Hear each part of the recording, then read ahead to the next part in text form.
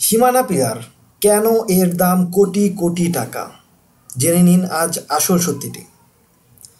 এদেশে ব্রিটিশদের শাসনের সময়কালে এই পিলারগুলো ফ্রিকোয়েন্সি অনুসারে মাটির নিচে একটি থেকে আরেকটি দূরত্ব মেপে পুঁতে রাখা হয়, যেগুলোর মধ্যে পিতল, তামা, লোহা, টাইটেনিয়াম সহ ধাতুর ধারা তৈরি করা হয়।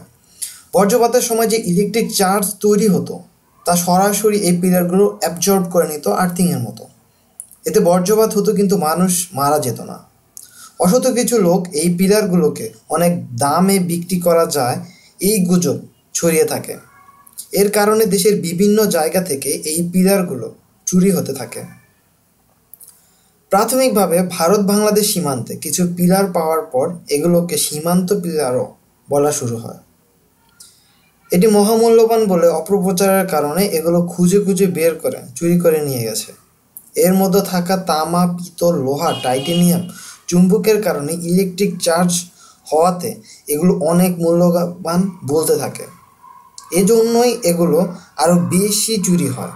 এর ফলে এখন বজ্রপাতের সময় মৃত্যুর হার অনেক গুণ বাড়তে থাকে। এখন দেখতে হবে বজ্রপাত রোধের জন্য সরকার নতুনভাবে কোনো ব্যবস্থা গ্রহণ করে কিনা, যার ফলে বজ্রপাতে সাধারণ মানুষের মৃত্যুর হার থেকে বাঁচবে। আর আমরাও সতর্ক হব যাতে এইসব কুসংস্কার থেকে আমরা দূরে থাকতে পারি এবং সাধারণ মানুষের জীবন বাঁচাতে পারি, যাতে সামান্য লোভের কারণে শত শত লোক জীবন না দিতে হয়। যদি ভিডিওটি ভালো লেগে থাকে তাহলে অবশ্যই লাইক, কমেন্ট এবং শেয়ার করবেন। আমাদের পরবর্তী আপডেট পেতে এবং আমাদের সাথে থাকতে প্লিজ সাবস্ক্রাইব করুন। ধন্যবাদ সবাইকে।